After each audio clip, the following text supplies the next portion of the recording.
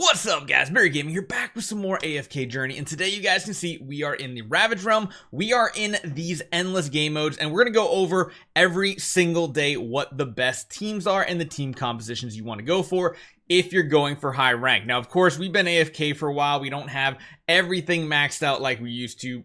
District rank 40, I'll actually still take, considering how long we've been kind of away from the game for months. But I want to show you guys some of the best teams out there. Now, you'll notice there are formations that people are using. These are still pretty accurate and decent to go off of. A lot of these have the right style teams. They just might not have the right charms or anything like that. So I'm going to go and show you guys what my best attempt has been. We've gotten to the 114 million damage mark. Yeah, million damage mark. And that's all going to be thanks to our Taylene. Now, if you do not have a fully built Taylene, you probably want to lean away from this first strategy we are going to do. Taylene is, in my opinion, like the best way to get this done.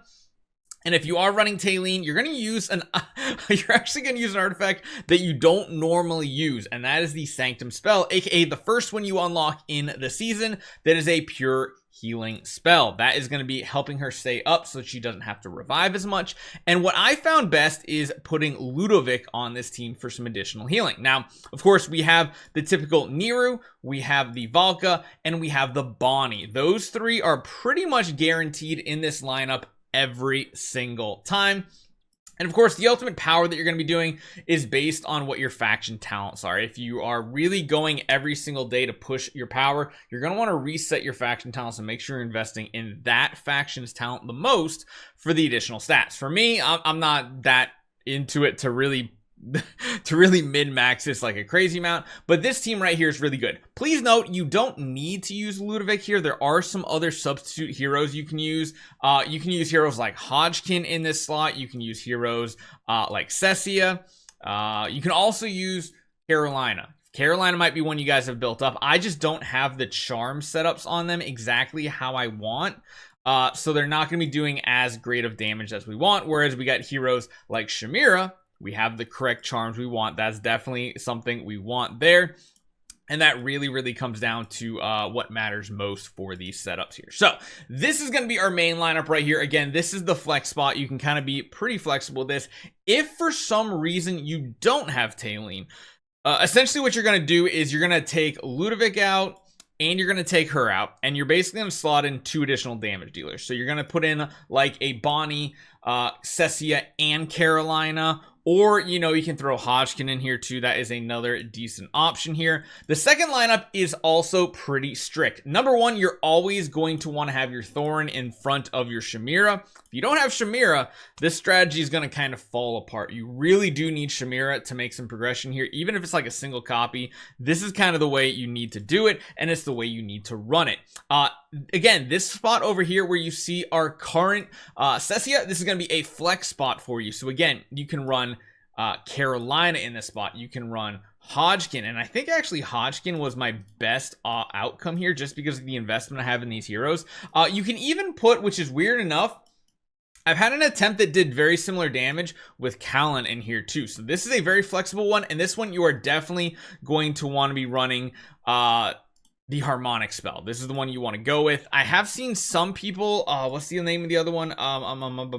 This one. Searching spell can work too. Harmonic, I've gotten like 1 million damage better. And I'll show you guys what this battle actually looks like here. So there is a lot of flexibility in these heroes here.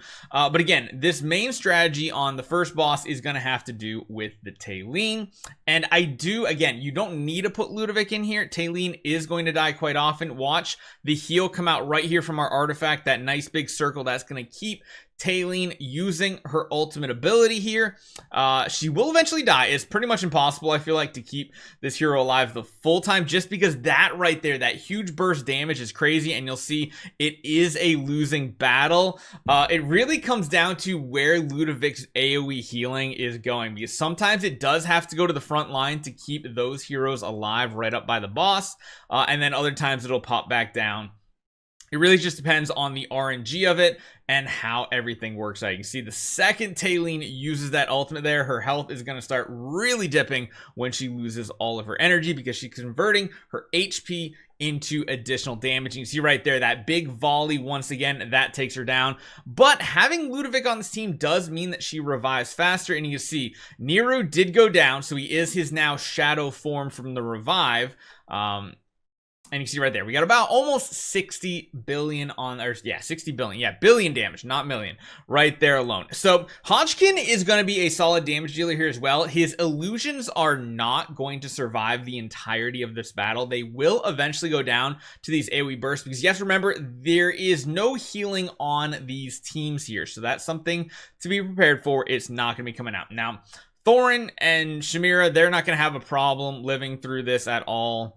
You can see right there, they're doing really, really good. And the fact that you also have life drain on Harmonic Spell is why it's so good in this 3-hero lineup, because then you just simply don't need to run a support hero. You can see they are leeching enough life that it's just simply not a problem here. So let's go through this. Let's see what we got. Thorn is taking quite a bit. Shamira, the fact that her ultimate is healing her anyway is just absolutely crazy good.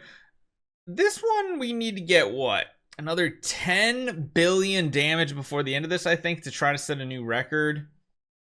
Don't think we're going to quite hit it. We're close. Actually, this might... Is this a new record for us? It might be with this current set. Hodgkin did go down at the end. 58 billion right there, and yeah, we actually did get a new record. I was previously kind of stuck at 114 billion damage. We moved that up to 117, and that catapulted us from the top 40 slot to the top 16, and you can see right here is the result. So that's kind of what I'm going for. You see, Hodgkin isn't that much damage. I think the difference of getting a really good score on this one, number one, of course, depends on what your faction talent is. Mine is just at flat level 30. I haven't done additional investment into it, which is why it is not super strong. You see right here. And then on top of that, Taylene. The RNG having Ludovic here, I think, is really good.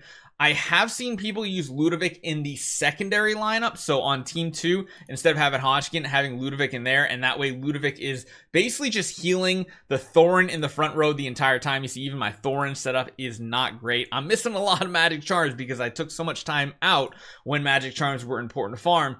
And you see how this goes. Bonnie, again, doing quite a bit of damage there, but that is going to be putting us in a very, very good spot in the rankings here. And final rankings don't matter. Daily rankings, yeah. Pushing up to the top 20 is big. You're getting additional resources here. And don't forget, some of you guys might have been forgetting to spend your resources. Continue to get the stuff from the Emporium.